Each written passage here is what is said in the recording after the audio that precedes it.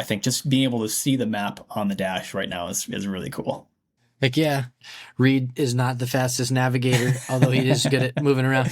We drove past a number of river turnoffs because somebody was like, "Oh no, there! Oh, you just missed it." Yeah. That'll be very helpful for sure. Yeah.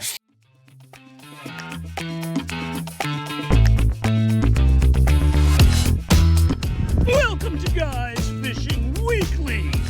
We don't just fish. We hug.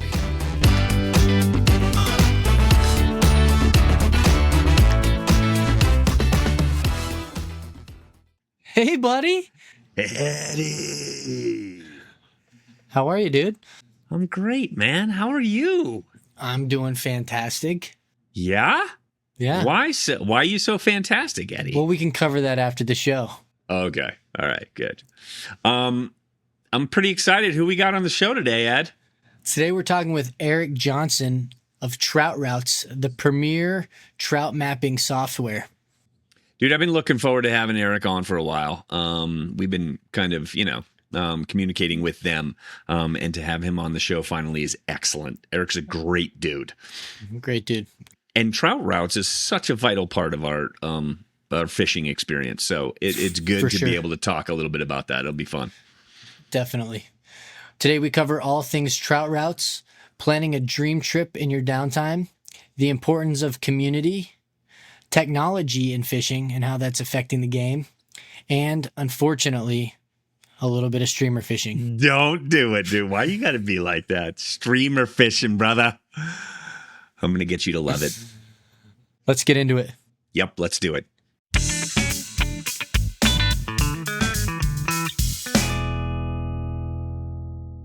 Hey, Erik, how are you? I'm doing great. How are you guys doing?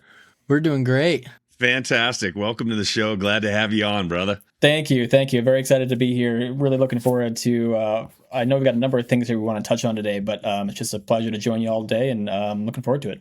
Us as well. How were your holidays? They're good. Things are, off season in terms of fishing for the most part, but that doesn't mean things really slow down at all. So we're actively engaged in planning for next year and doing some interesting things here in the off season in terms of some additional engagement and connecting with our audience. Even though we might not all be on the water, we're still certainly thinking about trout fishing and making some plans for early next year. That's awesome. It's so weird to hear people talk about trout seasons and fishing seasons because, out here in Colorado, we fish year round, whatever. And so it's kind of bizarre. It's just always strange to hear about seasons. Yeah. When's the prime time? Like, what's the deal? Like, I can't just go to where you are and go jump on a trout stream and fish? No, you can't. We're one of the few states in the country that actually shuts off for a little while. And I think part of that is to relieve some fishing pressure while fish are spawning. We also have a really, really active hunting community. And so while the colder months move in, a lot of folks are in the field chasing whitetail and things like that. And so it's also kind of a safety measure to help people give each other a little bit of extra space and then really kind of giving those fish some time off. It's interesting, I grew up here in the Midwest and I'm used to very distinct fishing seasons. We all kind of keep our eye on the calendar for fishing opener at the beginning of, like early summer and things like that. And it turns out most of the country just doesn't have that. And it's kind of a foreign concept. And I always get a little jealous when I talk to folks this time of year because I got to wait until January 1st before I can get back out on my local creeks. But that's all right. We like the buildup of anticipation, and it's I think the changes of those seasons are always fun too because it helps you reflect on the previous season and think about what you might do differently or what you can do better or how you're going to engage with the next season ahead of you. So it pros and cons to both approaches, but it's something that we'll all just have to move through. That's awesome. How long is it that you're off the streams? Like, what's the season it's actually? It's about 2.5 months. Yeah. So for a lot of the water up here, and I'm calling in today from Southwest Wisconsin, but I think for the most of the upper Midwest, you have sort of that late fall, winter time of year where a lot of the season is closed to trout fishing. And then a lot of areas will open back up starting in January, specifically for catch and release. So kind of a precursor to the true fishing opener. If you're thinking about getting on some warm water, a lot of the trout water opens up for catch and release starting January 1st. Right on. So taking back to the beginning of Eric's fishing journey, how did you originally get into fishing and fly fishing? Yeah, I actually am a bit of a late adopter. I grew up, fishing with worms under a bobber off the end of the dock for panfish and things like that. And our family didn't grow up with a boat. We didn't have a cabin up north or anything like that. So we were kind of restricted to our, the lakes and the ponds that we could ride our bikes to when we were growing up. And I didn't really encounter much of fly fishing at all during that time. And it wasn't until I met my wife before we were married and started to explore more of the driftless region out here in Wisconsin that I realized that there was this kind of whole other universe for trout fishing and fishing in general. And really, the vast majority of anglers out here are going to approach these kinds of waters with a fly rod and flies in hand and things like that. So I kind of got my interest piqued and then also learned that my future father-in-law used to fly fish a ton, so I'm thinking, this will be a great way for me to try and connect with him a little bit. So I started picking up the hobby and learned to tie flies and really dove in head first. But it wasn't really until after college and after the first couple of years out of college that I really got into it. But like I said, after I kind of dipped my toes in, I was all in. I thought it was so interesting that you could learn so much about fish behavior and entomology and bug life and so the characteristics of the water. I just really enjoyed how it seemed like every time you approached the water, it was going to be this puzzle that you had to sort of sort through. It's like you're given the pieces, but you're not given the cover of the box. You don't really know what it's going to look like.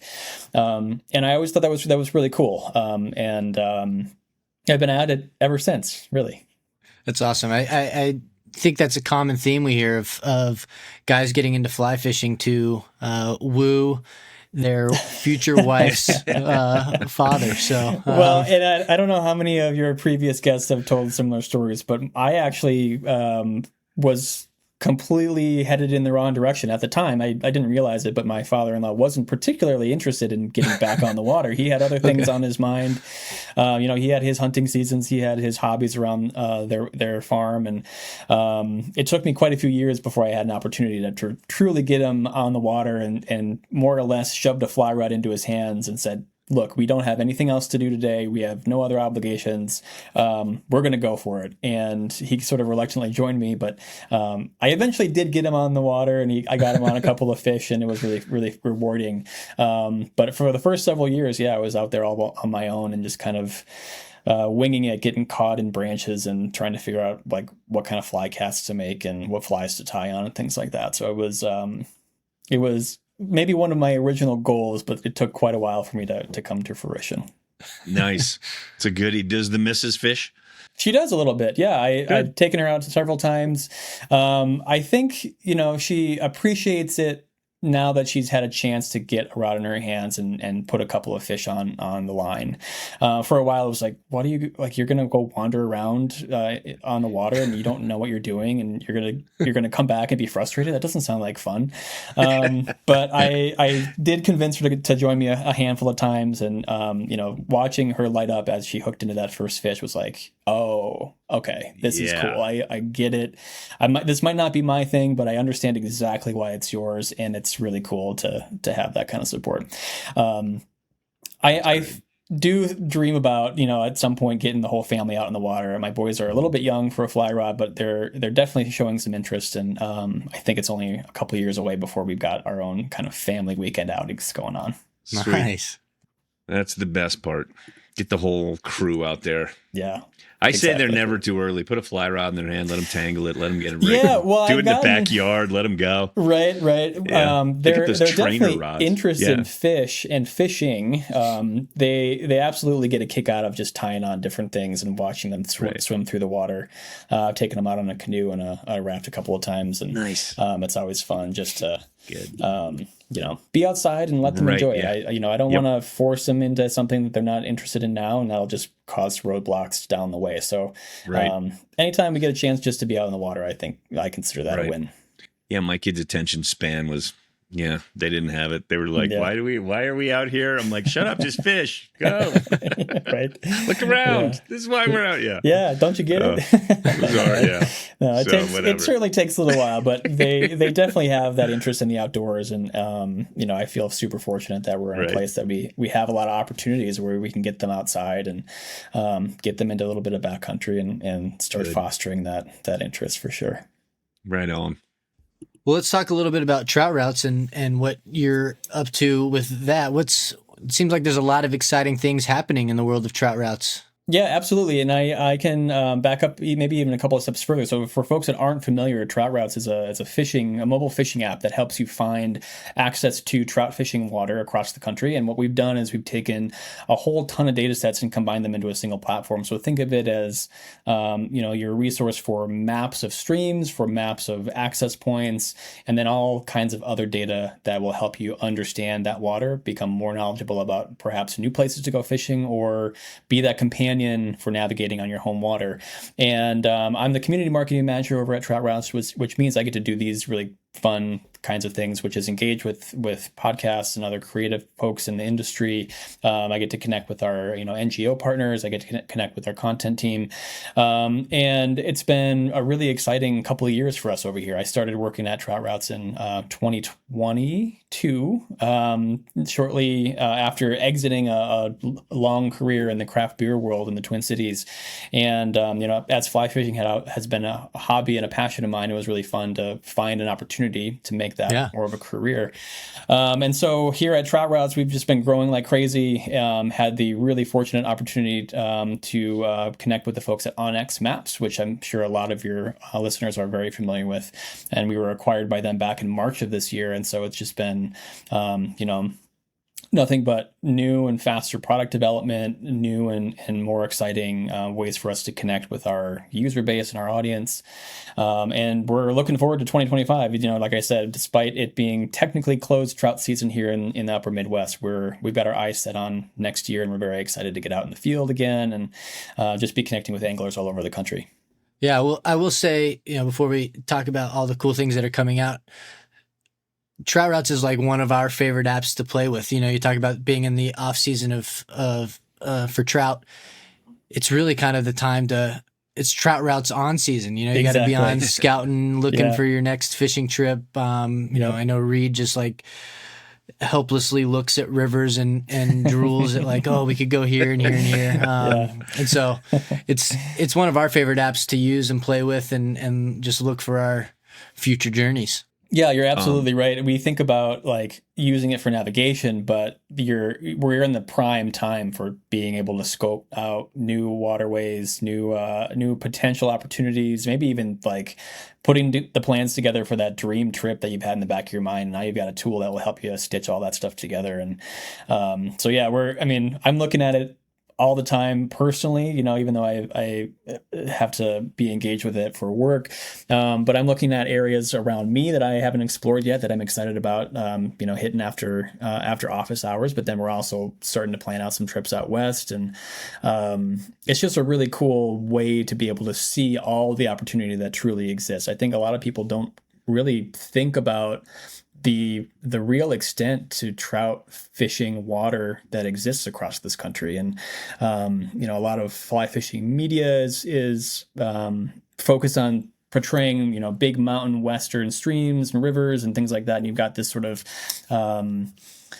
traditional catching a fish on a dry fly as the sun's coming up and that sort of thing. But there are opportunities everywhere, and it's really cool to be able to see all those around you, and oftentimes there's more close to home than people realize as well. And that's one of the things that I really enjoy when I'm talking about this to new customers and new users, is that a lot of times people don't even realize like, oh, I've got a trout stream 20 minutes from here. Like I had no idea. Right. And so it's really cool to be able to take some time in the off season and start digging into all that. I think we want to know, when you're working, is it actually okay to be on the job looking at trout routes at your desk? Is that like considered working? Yeah, I got to make sure that I've got the right marketing material to back it up. But as long as I've got some notes that I've taken somewhere, I'm usually off the hook. All right, yeah, I can get lost in it to the point Totally. where, my wife's like, "What are you doing on your phone over there?" I'm like, looking at trout routes. Yeah, Instead of scrolling through one of, TikTok or Instagram, I'm just like zoning in on places and trout routes. I'll tell you, it was invaluable. Ed and I took a trip this last summer up to Wyoming, and we found when you put in where you're I couldn't believe how the screen lit up with fishable water, up in Wyoming, where we were up in northern Wyoming, up near Yellowstone. And when we were up in that area, it was incredible, and an invaluable tool. We found the coolest places to fish and the scenery and the place. And it was unreal. And we would not have been able to know about those places or find those places without trout routes. Driving down the road, oh, wait a minute, here's a tributary coming in. We could go up and fish that. You know what I mean? It was incredible. Yeah, a lot of that stuff is really hard to find unless you either know where to look or you know where to look ahead of time, right? I think we have that experience all the time too, where we're headed somewhere where we know there's access, but along the way we're realizing, oh, wait a minute, that offshoot up there has an access point up the ravine. We should go check that out. And had I not thought to take a look at the app, I don't think I would have realized that's an opportunity. And it's really, that's I think one of the real beauties of trout routes is being able to plug all these data sets together so you have access to them in a single platform. You no longer have to go to a DNR or a Parks and Wildlife website or a guidebook or an old gazetteer or something like that to find access. It's all stitched together for you right on the same platform, which is super cool. Yeah, no, it's incredible. It was heck, we even use it just for straight navigation and driving somewhere. Yeah. I wasn't even using Google Maps. I was using trout routes because it would we could get it. We didn't run out of, whatever, but it was good. Yeah, it helped us that way too. Let me throw a quick plug in there for one of our newer features, which is CarPlay. If you've got an iOS device and you've got CarPlay on your vehicle, you can actually pull up the app and the maps on your dashboard right now, which is really cool. So now you can see that as you're driving along. The same as you're explaining, heading to a particular access point. Now you can see all the things that you're driving by that could be additional access or, alternative access depending on how the rest of your day goes. That's a really cool, cool function. It is a cool feature. Yeah, no doubt. Yeah, that'll be another one of those features that we're digging into for next year and adding even more functionality to. But I think just being able to see the map on the dash right now is really cool. I mean, being able to not drive by. I know on this Wyoming trip, as we're looking on the map, and Reed is not the fastest navigator, although he is good at moving around. We drove past a number of river turnoffs because somebody was like, "Oh no, up there! Oh, you just missed it." That'll be very helpful for sure. Yeah. Well, hey, that's one of the beauties though, is that you can always tag those access points and come back to them later, right? Right. I think another thing you can tag them. Yeah. I don't even know what that means, but I'll figure it out. Yeah. Reed will figure it out. He's not the tech guy at all. So I think another thing that I love about it is, you take out Google Maps into the wilderness and you have no cell service. It's kind of useless. I think when you on trout routes, I found that if you had opened it beforehand, it kind of downloads to your phone a little bit and you can use it as your navigation in and out of stuff. So that's always super helpful to be on the water and be like, this bend, we just need to go a little bit further and we're back close to the road. So I use it all the time just for figuring out the quickest way back to the road to walk back out to the car, stuff like that. So yeah. Well, and even to that end, if you know where you're headed, you can capture areas of the map and download them ahead of time. So you're absolutely right that it'll load things onto your phone. And as long as you opened it, that day, you should have some access. But you can also be a little more proactive, capture that area. So even if you are completely outside of cell coverage, usually you can still see your GPS location because it's a different signal, so you can use it for navigation. You can, I mean, just knowing where the public and private land boundaries are is super critical. Yeah, right. It's awesome. But I mean, yeah, absolutely. Like knowing where to get back to the truck after you get a little turned around, snaking your way through a new stretch of water is always helpful too. For sure. And that's our favorite kind of fishing, so it's invaluable 100%. for us to do. Yeah. We can get lost. Yes, indeed. That's good. So what are you most excited for in 2025? Yeah, we've spent the last couple of years being very heavily on the road at the beginning of the season, and we're going to mix it up a little bit by heading to some new opportunities for us. But I'm excited to be back as part of a national tour sponsor of F3T. So we're going to be popping up at a handful of those screenings out west earlier next year. And then we're also planning just to be on the road in general a little bit more. And some of that stuff is still kind of coming together, but I'm just really excited to find some more ways for us to connect with anglers. And if we can do it on the water, even better. I think that's, one of the exciting things about my job is I get to spend time connecting with people and hearing from them what they're interested in and what's working well or what they're looking for, and using that real world feedback to help inform the kinds of things that we plug into the app has always been really exciting.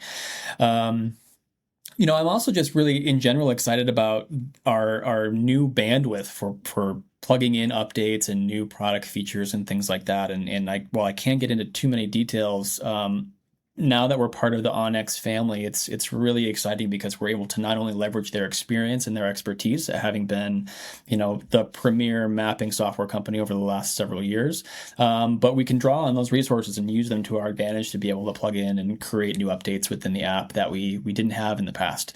And so just being able to see the improvements that are happening on a daily, weekly basis is really, really exciting. I know that, we have the best mapping tool for trout fishing today, and I'm really excited to see what we can do with it because it's only going to continue to get better and improve. And I think 2025 is going to be a really big year for us. Awesome. We're excited about all of the features that are coming out that are, CarPlay, all of that stuff. Again, it's one of our favorite apps to play with, so we're excited. Yeah. I mean, I'm also just selfishly excited to be on the road a little bit more and to be able to use it, truly as a user myself. I think, you can sit behind a desk all day and learn about a product, but I think taking it out in the field and really putting it to the test is key. So I'm excited to be doing more of that with the team this next year as well. Yeah. Right and on. You can get paid for it to sit at your desk and, just keep scrolling. So I'm doing product development and research. I could. Yeah. No, it's funny. I mean, you're talking about getting a little bit lost in there and there are moments where, we'll have to come up with screenshots to support some creative assets or things like that. And, almost every single time I sit down to find a good screenshot, I get distracted. I'm going, oh, this looks pretty good, but like I want to fish right over here. I've got to save this area. I got to take a couple of quick notes and then get back to it. So, it's all part of it, I suppose. But you're absolutely right. It's very easy to get lost. If you're heading out west, if your travels bring you out to Colorado, I'd love to connect and go play around with that, and let's go find some water. Yeah, and that would be goof really around fun. on it. Yeah, definitely. We are I'll for be sure going to. Yeah, right. A field guide or a field product tester. Yeah, definitely. We are going to be back in Denver for the Fly Fishing Expo at the end of next February. So we'll definitely have to connect when that comes around. But we have got a lot of really great connections in Colorado and Montana. Right. I know we're going to be back west quite a bit next year. So we'll have to stay connected for sure. Absolutely, would love that. Talk about this merger with with Onyx, and I'm not a hunter. My family, my brothers-in-law that are big hunters, and they have land. They live out in the country, and so they've been hunting their whole lives. I'm not a huge hunter, but how has that kind of merger and that whole thing set up kind of like your community and helped you guys out in terms of that? Talk about that a little bit. Yeah, absolutely. That's a really good question.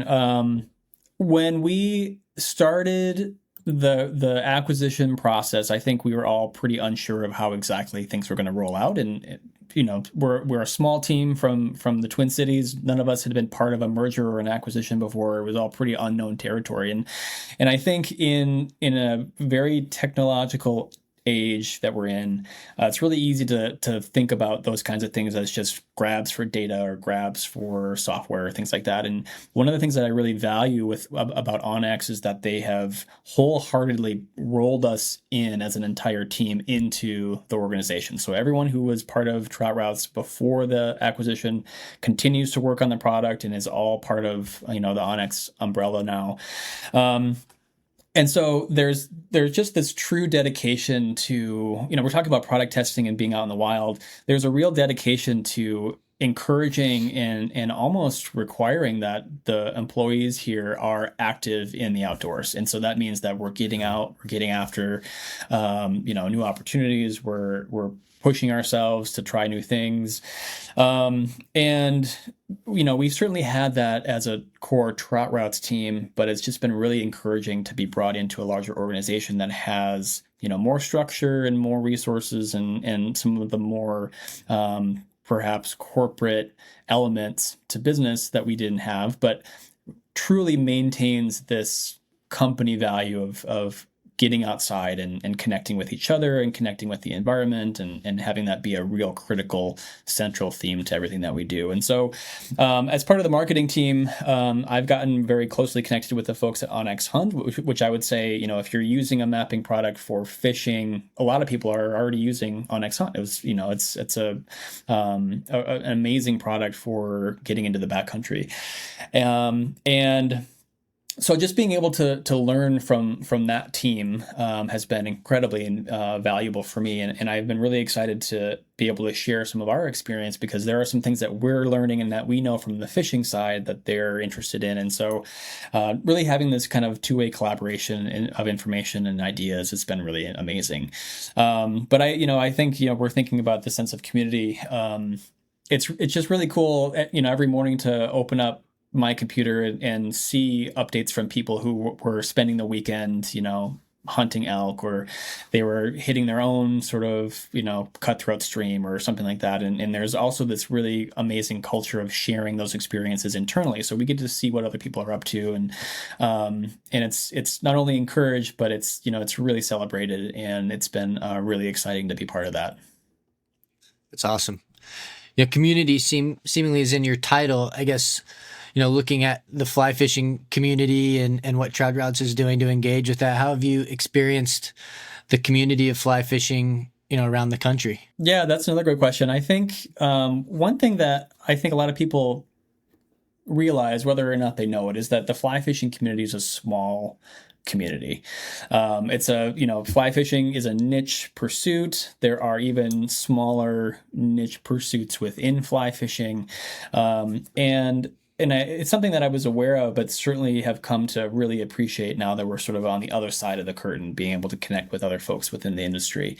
But that all also means that because we are so closely connected, everyone is very willing to help each other out, and it's easy for us to come together and set other differences aside and really rally behind this central and important component that we've all taken up. And so it's been really, really fun to connect with people who are, leading the charge in terms of connecting anglers together and developing their own communities, as well as people that have been involved in fly fishing communities for a number of years. And I think one of the things that I was a little bit surprised by was how strong these communities are outside of the typical or the more well-known parts of the country that you might think of when you think of fly fishing. There's just as strong a community of folks outside of Atlanta, for example, that fly fishes as hard and as frequently as some of the diehards that we've met in Colorado and Montana. And it's just really cool to see how each of those communities really approaches the sport in their own unique way that really reflects their environment and their region, and being able to sort of listen in on those conversations and be part of it and play a supporting role has been really rewarding, I think. There's always concern about technology coming into a sport like fly fishing. There's a lot of concern of overexposure or, worries that folks have about too many people going to a particular fishing spot. And so for us, it's always been very important that we're supporting those communities that we're providing this access and this data to. So to be able to plug into those networks has been really exciting, and I'm encouraged by the work that people are doing across the country, and it's been really fun, like I said, just to be able to learn more about these communities that I was maybe naively unaware of before. I think it's, you mentioned the threat of tech coming into something like fly fishing. I think I kind of playing a little bit of devil's advocate because I am a believer of the fact that I think tech is actually helpful. Like Reed said, when we went up to Wyoming, I don't think I would have known how much water there was just by, just going up there, maybe popping into a fly shop where they point you to one or two spots. Yeah. It's amazing what Trout Routes does on opening up the map to see all of these places that you can explore. I mean, there's places in Colorado. I lived there for over 30 years. I think it's a place that has even more water than I even imagined there, and you can explore and get out there. So it's hard for me to imagine that spots would get theoretically blown up when you see how many places you can go. It almost opens up the gambit more to get out and explore new places and not hit the same spots over and over and over again. So I think you're a welcome addition, and I don't think that it's a true fear that people should have that, you're going to crush spots on the river. Yeah. Yeah. Well, I certainly appreciate that. And it's certainly been something that we've always taken very seriously. And, I think our stance has been and always will be that these places are available for public access. I mean, this is public land, this is public water that we want to help people explore and experience. And so by showing you all of the availability, we're not just sending you to the most popular or the first thing that comes up when you Google search fly fishing Colorado. We're helping you find all these other opportunities, and as well as connecting you with other communities or local fly shops to gather some more of that local intel, figure out what flies they might suggest for that area. And so you're absolutely right. It's not, we're not using, first of all, we're not using user data to influence and inform any of the information in the app. So all of the info is coming from our dedicated GIS team. And we're also very cautious to, suggest particular areas to go in the sense of, and instead to offer additional opportunities. So we're still encouraging you to explore. We're showing you where the boundaries are. We're helping you find those additional access points. And I think for the most part, the negative feedback that we encounter comes from folks that don't perhaps truly understand what we're trying to achieve and where the data is coming from and how we're really helping anglers across the country. Right.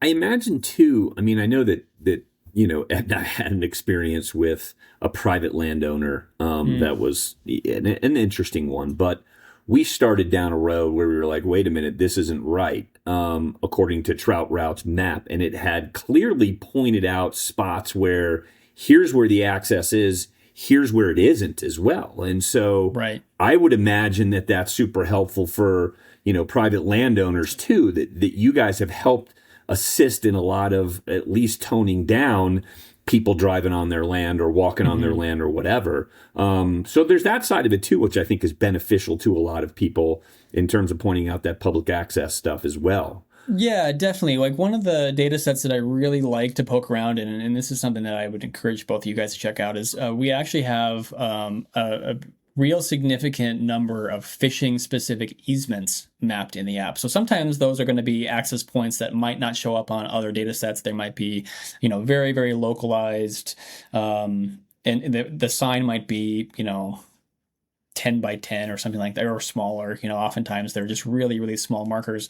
But sometimes that access is also, walk-in access where it's not marked. And the only way you would be able to find out about it is if you had either something like Trout Routes, or you had the data from the county clerk's office, or, some other local organization that's helping to maintain it.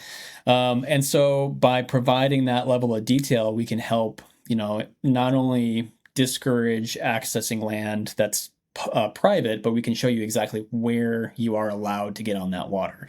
And to that, to read to your point, that's helping people make sure that they're staying within the boundaries of that public access, and respecting and protecting private landowners' rights as well. Right. Tell me a little bit about, I don't know if you guys have this feedback either, but I would imagine that there's a lot of people that are, the fly fishing world, there's a lot of old school fly fishing people who are like, technology, is anti-conserving, the that kind of aspect to it, where the conservation piece, if we allow too much technology, the conservation is going to go away and we're not going to keep these waters. Are you guys doing anything to kind of address conservation? Have you been involved with, local communities and helping that aspect of it? Yeah, absolutely. So we were founded and started in Minneapolis, and have always been closely connected to the folks at, for example, the Twin Cities Trout Unlimited chapter. They've always been an important connection for us. And I think one of the ways that we're able to give back to those conservation efforts is by supporting, organizations like TU or like BHA to help grow their membership, but also just provide awareness to these opportunities. So showing people and connecting them with groups that are doing habitat restoration, or they're doing stream cleanups. And we found all kinds of ways to support groups like that, whether it's through making donations, or offering memberships as fundraising incentives, or supporting them via, we're in the off season for the most part for a lot of fishing, but that means that a lot of these groups are doing their annual fundraising. So we help by providing resources for those efforts as well. But I think one thing that we're exploring and that we're excited about for next year is finding ways to help people engage with, those kinds of calls to action when public land or public access starts to come under threat, and then connecting them with resources and ways for them to, contact their senators and representatives and sign petitions and become more aware of these kinds of issues, because everyone's got a phone in their pocket, right? So if you have Trout Routes on your phone, you can see, we're able to send messages to people via the app, which I'm excited to explore even more.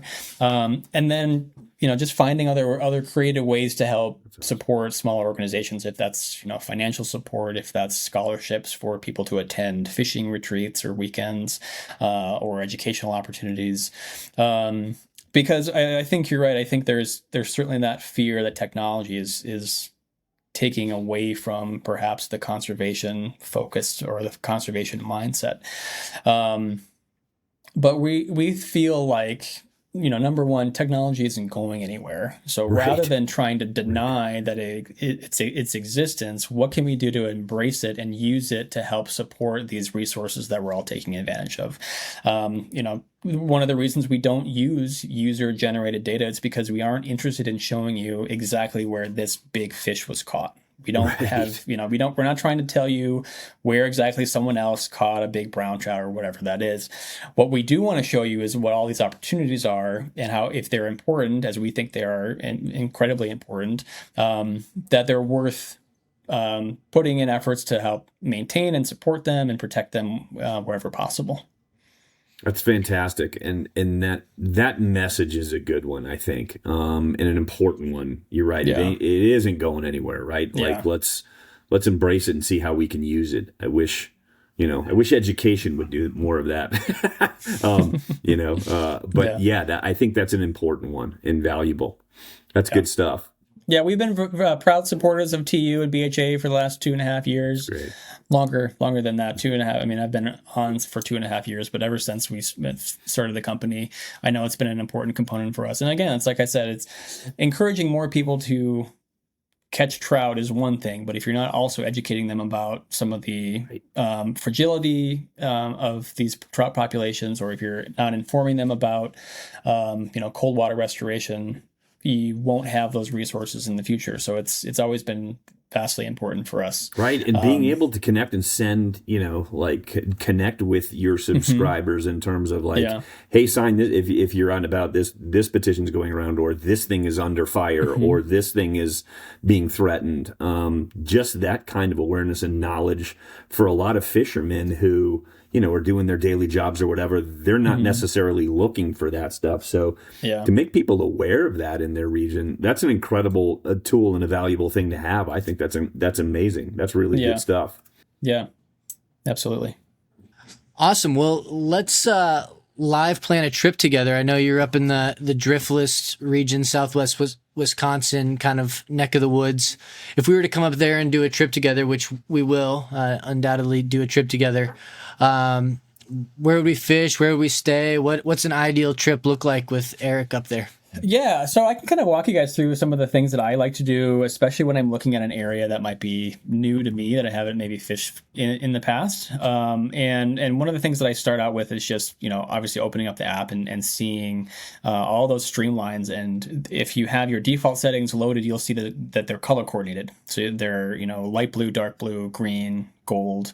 And what that's really indicating is the kind of fishery and the kind of water that you might be exploring. So we've taken those regional classification systems that exist through 4 parts of the country and rolled them into a single platform so that you can very quickly and easily identify some water that's going to have better habitat, more and bigger trout, versus water that might have less public access, might not be, it might not have the most trout per mile. It's probably going to be more of a challenge. And so if I were looking for somewhere for us to hit up in our neck of the woods, that would be the first thing I would do, is just open up the app and take a look at what those streamline colors are. And once you've identified an area, and let's just take a look at, I've got the app open right now and I'm getting distracted. This is my daily routine right here. But let's say you've identified a river that you want to explore. The next thing you'll do is look for those blue access point icons, and that'll point you to those dedicated fishing access points. And so, those 2 steps right there will eliminate tons of headaches trying to find data, because we've already identified a piece of water that we want to fish, and we've already found an access point perhaps that we want to meet at and start planning around. And so just those 2 things alone can really streamline the process and help you find places to access and places to get on the water much faster. If you're up here in the Driftless, everyone has heard of the town of Viroqua. That's kind of the hub, I would say one of the larger metro areas, which is awfully generous. It's not a metropolitan area by any sense, but it is a pretty growing. It's a well incorporated and growing community in Southwest Wisconsin that has tons of amenities, plenty of restaurants, lodging, Airbnbs, things like that. And so I'd probably center, a meeting point around Viroqua and using that as our base camp, perhaps. But then kind of branching out from there, I think what I normally do is take a look at those stretches of water that have those blue access point icons, and then matching that with public land or public water boundaries behind them. So you can see, is this access point going to give me access just to this area? Or if I access this water here, is that going to allow me to navigate up and downstream and check out more of this water? Now, if you're in Wisconsin, we have very generous public access laws. So if you access water from an access point or a bridge, as long as you keep your feet wet, you can travel up and downstream almost as far as you want. And so it's really easy to find access points and then find, almost infinite fishing opportunities, because you can access that water as long as you put in an access point. But one other thing I like to do is like I said, take a look at those land boundaries and see, is this going to be on a more of a public stretch? Do I have a little bit more leeway in terms of, getting out, walking up on the bank, moving to a different spot, things like that? So that would be another thing that I would usually call out. And from there, it's just kind of a matter of how far up or downstream would we want to go. And for that, I like to use the river miles calculator that we've built in, where you can actually drop points on any stretch of water and it'll show you the distance, so you can tell exactly, from this access point to this access point, this is going to be perhaps 2 miles or whatever. And then using that as a way to sort of organize, like, all right, we're going to start here, we can go all the way up to this other access point. Maybe we want to shuttle a car, so we can share those pins with each other so we know exactly where we're headed. Once we've got all that dialed, download that map for offline use, and let's hit the water at 8:30 and we'll be out there all day. Nice. We love it. Yeah, we love, like we said, planning stuff and having, showing up to a spot that we have found on the app. Maybe it's not a great spot, or there's a ton of cars there, but then using the app to find other places to dart over to and explore. So totally. It's also very helpful for fishing, fishing days gone wrong. And we gotta scramble and find a new spot. Yeah, right. I mean, you can e-scout an awful lot, but it's really like showing up and seeing what that water looks like is always going to be kind of the key. We do add some things that try and make that easier and more informative. Pulling up satellite imagery is a really easy way to try and get a more detailed sense of the water. We've also plugged in USGS and a number of other networks of stream gauges, so you can see what the real-time flow and heights are of a lot of that water, provided there's a gauge on it. And a lot of those gauges also have thermometers too, so if we're thinking of early season fishing, water temps are maybe not as crucial, but as you start getting into the hotter summer months, having a really easy at hand way to check water temps can be super critical as well, just for fish health and things like that. Absolutely. That River Miles tool we've used to see just kind of like a walk into, there's like an access, but like, okay, but if we go fish it up here in this canyon, how far is that walk? And that's a really cool feature on the app as well that we've used plenty of times. I really like that a lot too. Like you said, it allows you to drop pins anywhere. So it doesn't just have to connect a boat launch to a boat launch. It can be, from an access point. It could be from where you're standing to, this bend that you're interested in checking out. And so it's really useful to try and capture some of that information too before you even get out there. It's awesome. Is there ever going to be a bass routes or excellent question? Gar routes? or salt routes. It's something that we've had on our mind for longer than 2.5 years, probably. I will say for 2025 and probably for the majority of 2026, we're going to continue to be hyper focused on trout fishing and moving cold water, and that's for a few reasons. But I think that allows us to really hone in on exactly what our customers are looking for, and build a product that meets those needs better than anybody else. But it also allows us to fine tune and figure out what it might take to replicate and expand into other fishing opportunities. There are certainly other apps out there that allow you to get a sense for some warm water and things like that. But I think being the best tool for trout is key for trout routes for the moment. Agreed. That's awesome. It's pretty awesome. It's amazing. I don't. I certainly hear that request quite often, and it's something that we internally would love to be able to turn on as well. So the more feedback that we get from people, keep letting us hear about it. The more feedback we get like that helps encourage us to take those ideas up the food chain as well. So yeah, right. I know I'm located in Kansas City, and we don't have a ton of trout water around unless they release trout into the cold water months of the year. And so it would be nice to find access points and stuff for warmer moving water, but totally appreciate the idea of staying in your niche, figuring it out to the max before moving on. So yeah, I mean, I think we've seen other, and this is not just in the fishing space, but we've seen other mapping tools out there try and expand beyond their capabilities. And I think at the end of the day, what that results in is a product that may or may not be great for the user, and can provide some interesting stories that you might tell your audience, but likely don't really follow through.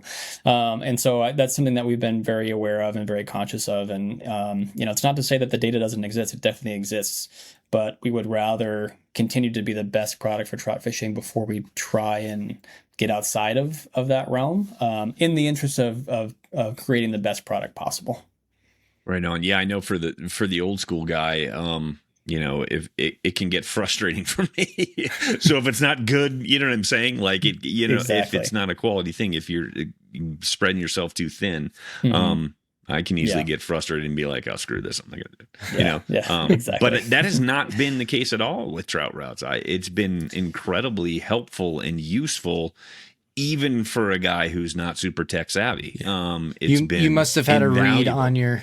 You must have had a read on your test product, because this guy can't figure out Google Maps, let alone trout routes. So you've done something right. Yeah, no, I appreciate that. I'm always surprised by the number of folks that I see, especially at trade shows and other in-person events, who I wouldn't guess would be that excited about new technology. But often it's those anglers who have been fly fishing for 40 years and are looking for the next opportunity. Like they probably know their local water like the back of their hand, but they're not. I mean, they could go to those home waters and catch fish, but they're looking for that next opportunity, that next sort of challenge. And so there's always, it's important for us to have obviously a product that works well for everybody. But I'm also very encouraged by folks that I see that I wouldn't necessarily expect to really grasp new tech and totally run with it. I mean, there are some folks, some of our most engaged users are guys that have been fishing for decades that just love being able to take the data or the information that took them, a number of years to learn for their home water and have that same level of information for somewhere totally new. And I think they're always surprised by how easy it is to find those new opportunities. And they no longer have to spend years and years poring over, paper maps or clunky websites that have the data but aren't really intuitive or interactive in a way that makes them that helpful. So being able to put this in their hands is really cool too. Nice. Yeah. Well, I think it's also intimidating just to find access to new water, and especially in other states. Growing up in Colorado, how to get on water, where to get on water. You can drive up certain types of roads and find water, but then you come to the Midwest or to another part of the country and things are just completely different. How do you get access to water and stuff like that? And so it does help with that 100%. Yeah, that's our goal really, is showing folks the access and helping them be confident in being able to get on that water. So if we can do those two things, I think we're helping people enjoy that public space. Well, you're on the right path for sure. 100%. How about we wrap this up with the GFW hot seat? Let's do it. Welcome to the GFW Hot Seat, where the name of the game is to answer the questions. And the prizes are... Wait, who said we have prizes? All right. What is one thing you're currently celebrating in life?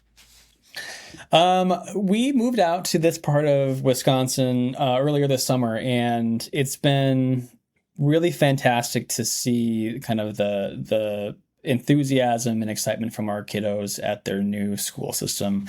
And so I've really been just leaning into celebrating those two guys when they get off the bus at the end of the day. And really, they're happier, they're engaged with this new community, and it allows us to spend some time together and outside. And so that's one thing I've been really excited about this holiday season. That's fantastic. New moves bring so much anxiety, especially for young ones. Exactly. So that's great that they're melding in. Good stuff there. Yeah.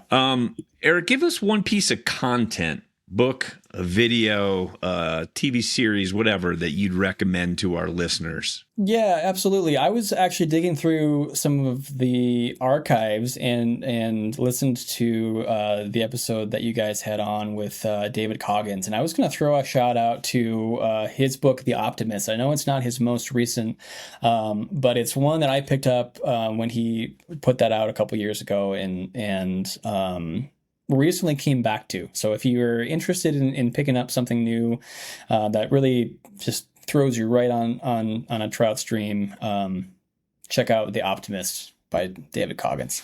Nice. That's one of our faves. That was a great interview with him. Yeah. And his books, both of them are great. That definitely is a fun read, especially get you excited about going out and finding new water for sure. Exactly. What is one of your favorite fishing memories? Let's see. I'll throw out, I had a chance to fish with some good friends of mine, last summer in Montana, and, we were on the Missouri and we were out there for a few days, and, some inclement weather came through and was going to kind of mess with the trip a little bit. And rather than get kind of bummed out about it, we all just said, you know what, we're going to embrace it. We're going to we'll bundle up. It'll be fine. And it ended up being one of the most fun streamer days that I've ever had anywhere. I'm not kidding when I say every cast saw some kind of fish activity, and it wasn't a bite every single time, but you at least caught something's attention.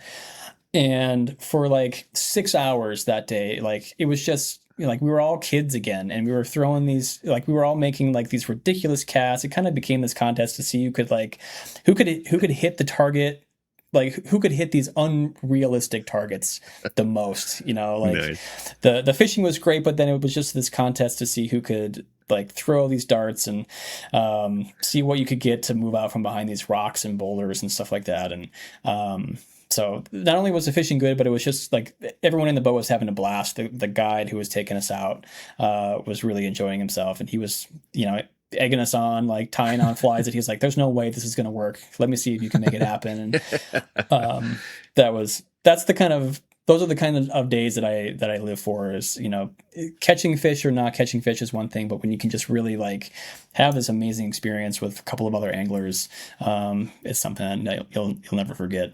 Nice. Did you hear that, Ed? Favorite fisher memory? Throwing streamers. He didn't mean it. Just want to put that out there. He didn't mean it. He meant stimmies. He said. We're gonna have to check the tape on that one. Yeah,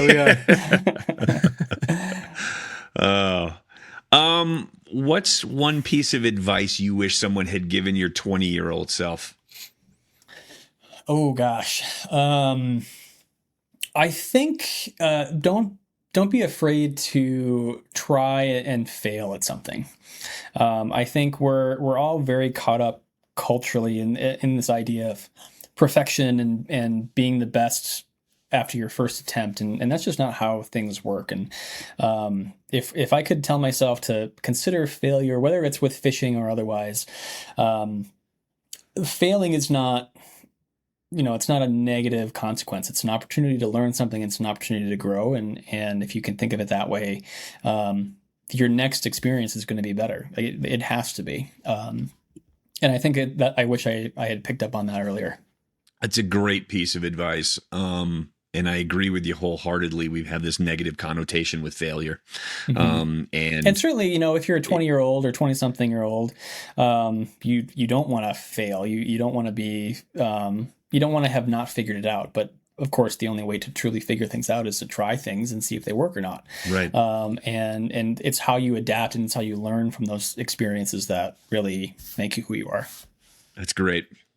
I think Reed plugged you to talk about that before the show. It's advice I need to take on wholeheartedly.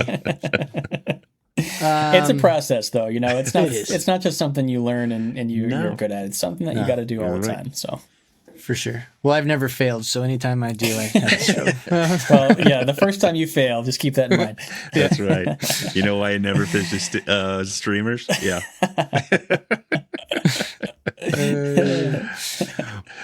What is your definition of community?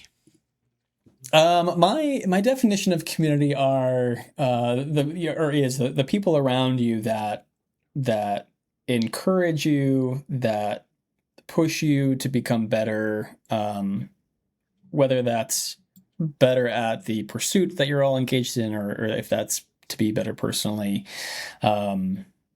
That's what I would give you as my definition. And I think, as we're thinking about being mindful of failure or not failure, I think your community often hits you when you might least expect it, or maybe you're not really paying attention to. And without going off on too much of a tangent, I think it's been really interesting for us to be in a new community ourselves as a family, and having to adapt and grow, outside of our own comfort zones to find this new community.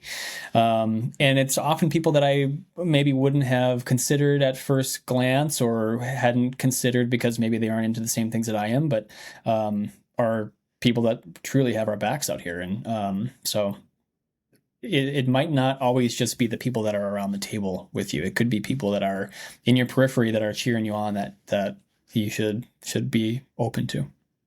That's awesome. I love that idea of encouragement, because I think that's a big thing. You can get comfortable sometimes in a community and take those things kind of for granted. If somebody's struggling. Definitely. So keeping that idea of encouragement, I like that.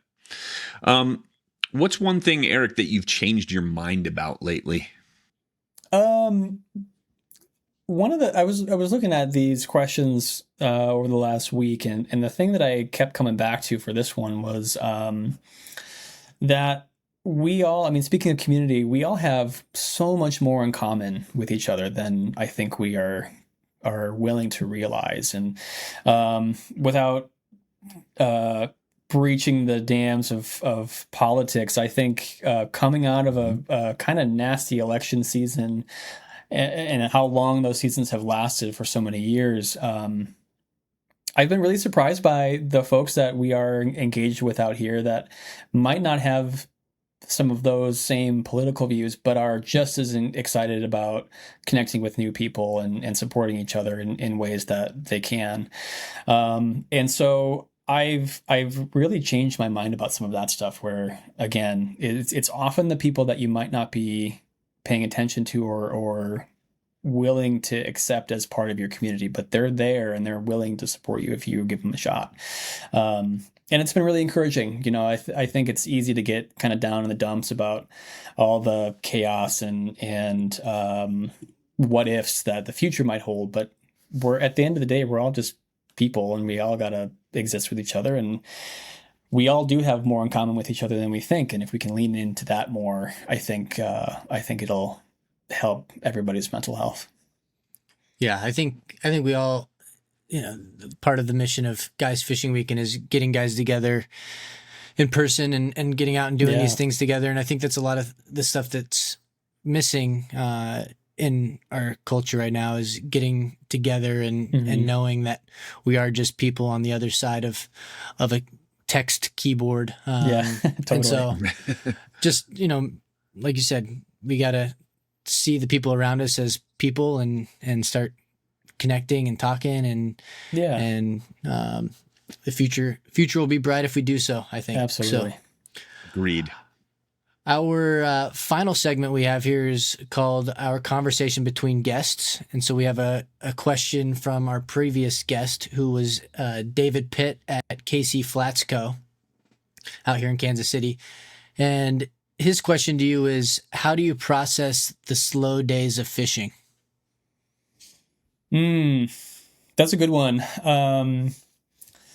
I think it's easy to get caught up in your own expectations for a day on the water. And I often, like, if I'm having one of those days where, like, I'm missing a hook set, or I'm getting snagged, or I'm losing flies, taking a second to just admire the place that you're in and the opportunity that you have to be on the water that day has always kind of helped reorient that frame of mind. And so I would say if you're having a slow day, take a second to like hold that next cast and look around, and maybe give your fishing buddy a compliment about something they're doing really well that you're not doing well that day or something. And appreciate your ability to be out there on the water. Nice. Love it. Yes. Reset. Yeah. What is your question for our next guest? What are some things that you're doing in your off season that are keeping you excited and engaged with whatever fly fishing pursuit is your sort of bread and butter? Good. All I right. like it. Yeah.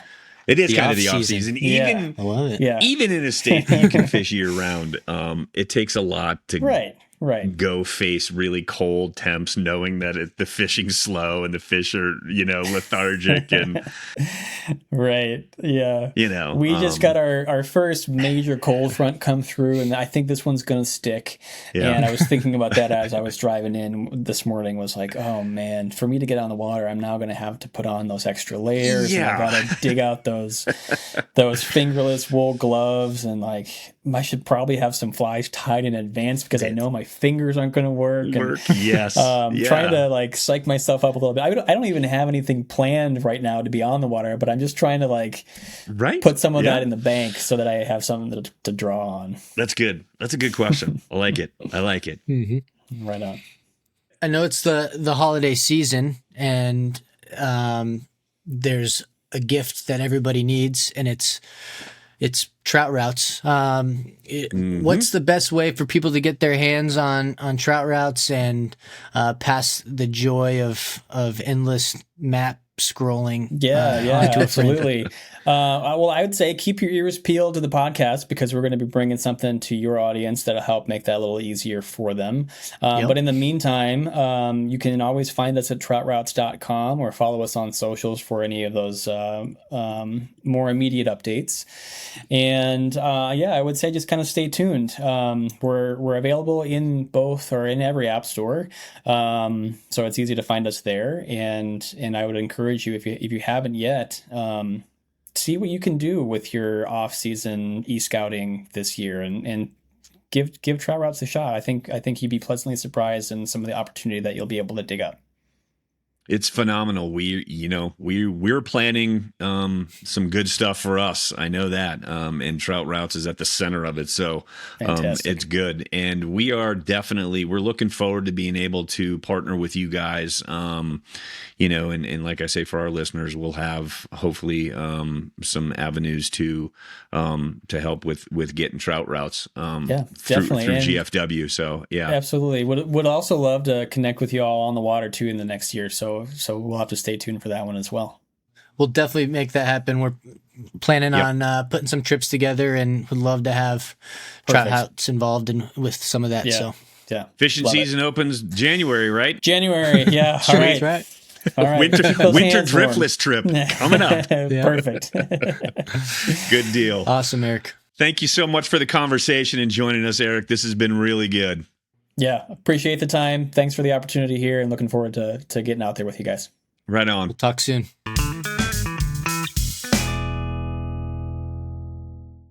All right, if you haven't found yourself mindlessly scrolling, looking at rivers, trying to figure out where you're going to fish next, that means you don't have trout routes.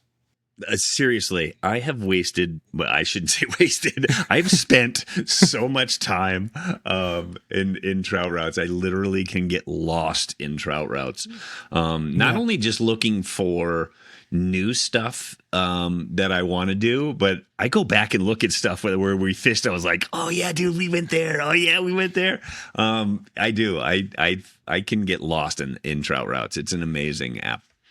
Yeah, if you want to cure a social media addiction, get the Trout Routes app. It's not going to cure your phone addiction, but it will cure a social media addiction. You'll spend less time on social media, more time on Trout Routes for sure.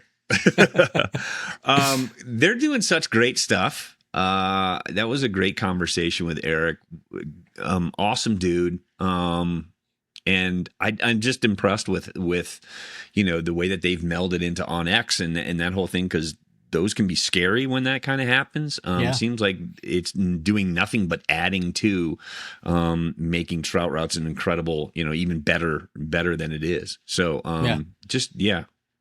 It's awesome. They really are the best at trout water stuff out there. And I agree with their tactic of doubling down on mapping out and being the best at that niche before expanding, even though it does pain me a little bit here in the Midwest to only be trout water, but it's the right move, and they've clearly shown that they excel above the rest in the world of trout water. So right. And one of the best things in talking with him, not just during the podcast, but off camera too, is their constant striving for, making it better and possibilities of what might come next. And they're super open to that stuff and constantly working on those things. And so to see what's going to be coming down the pike for them and for us in terms of being a consumer of it, they're cognizant of that stuff, and they're working towards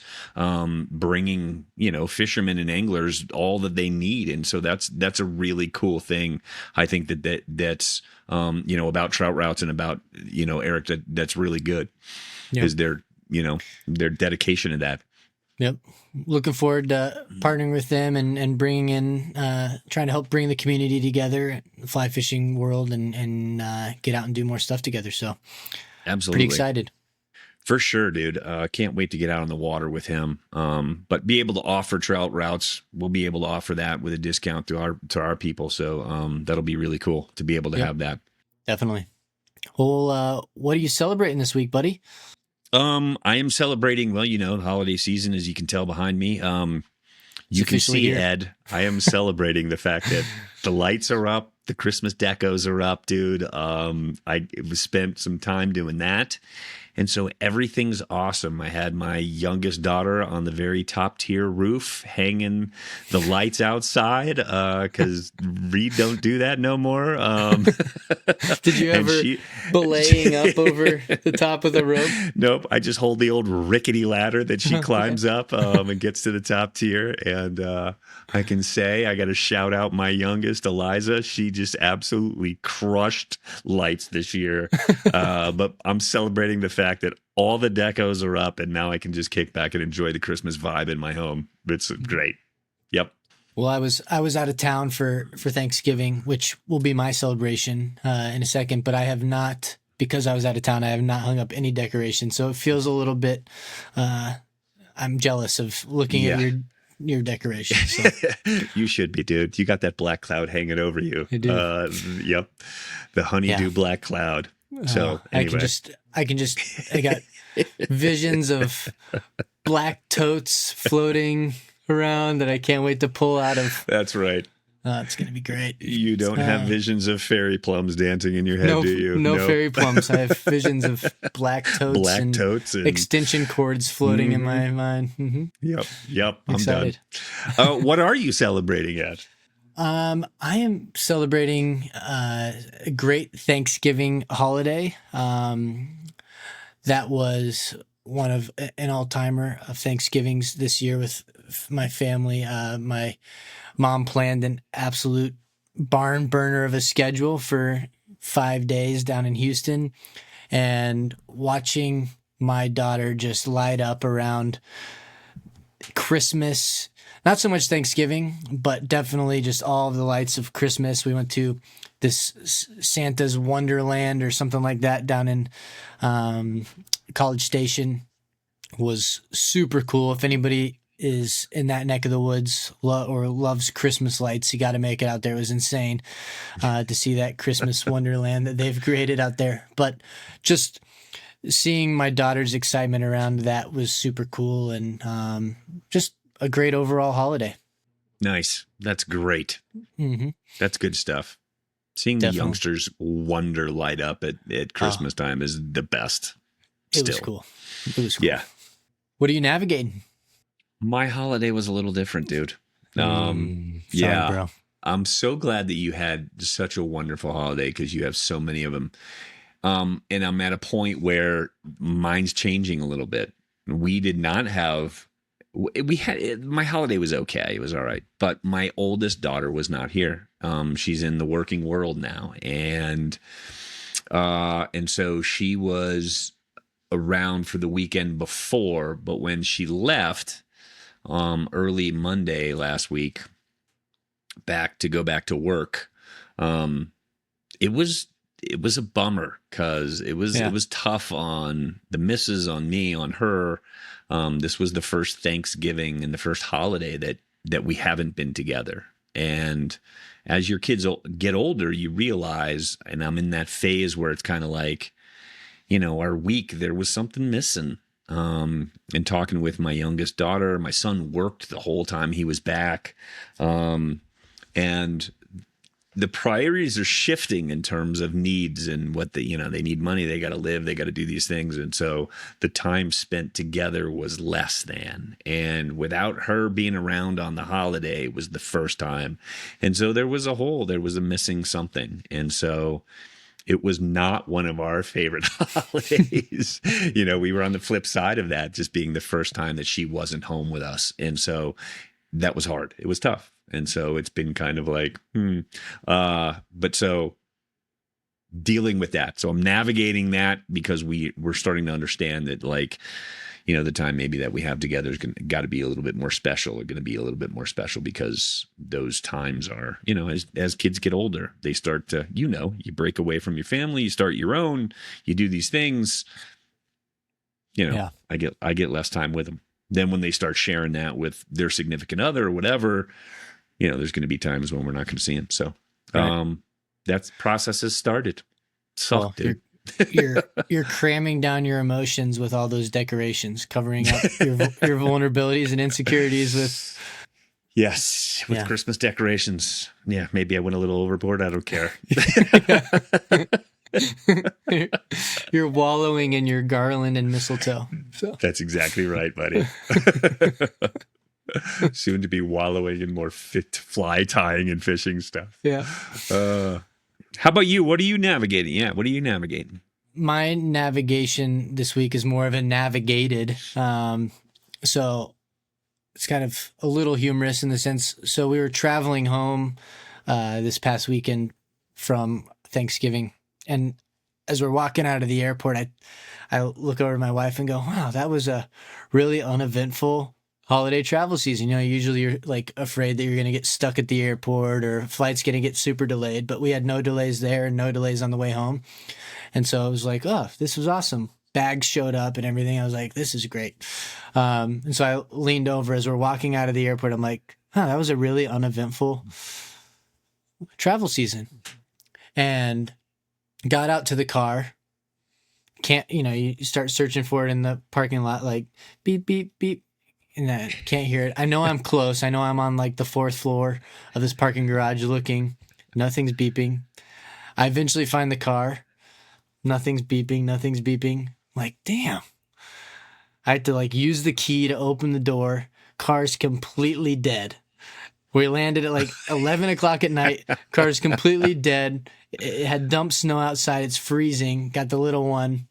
And so, long story short, it was not an uneventful travel season home. You jinxed it. I jinxed it as we were walking out of the airport.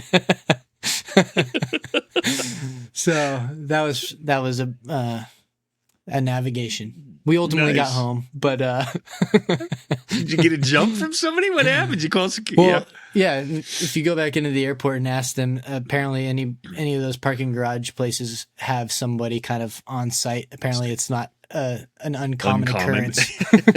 But yeah, I totally jinxed it. We had left one of the dome lights on in the car before we left, so completely drained the car. It was awesome. That'll do that for a week as you're gone. Yeah. That's all it takes. Yeah. That's it probably hilarious. didn't even take the full week. It was probably dead that night after we left. So yeah, it was great. Awesome. Mm-hmm. All right, let me ask you this now. Was it your daughter left a dome light on, or was it the adults that left a dome light on? You can't even blame it on your kid? No, I can't. We have, how some dome lights above the driver's side have two sides, so you can click on like a driver. It was on my side. It was. I had clicked. It was on me. I had clicked it on my side. You can blame no one. No one but myself. Eddie. Unbelievable. That's hilarious, dude. That's great. Yeah. That's great. I almost ruined Christmas or Thanksgiving. So That's awesome. Yeah, that's the story you'll remember. yep. You won't remember Santa's Wonderland. You're going to I've remember how already you got off the forgotten. plane and you were like, oh, that was uneventful. And nope, get to the card. It's dead because you left the dome light on. Way It to was go, me. dumbass. Yep. Way to go. That's beautiful. So, Right on, dude. well, another great episode. Absolutely. Fantastic. Good stuff, brother. Love you, man. Love you too. We'll talk soon. Talk to you. That's all for today's episode. Thanks for listening. Make sure to visit our website, guysfishingweekend.com, to check out the GFW merch, sign up for our newsletter, and learn how to get involved with the community. We appreciate you spending even a little bit of your week with us and are glad to have you along on the journey. Stay legendary and happy fishing.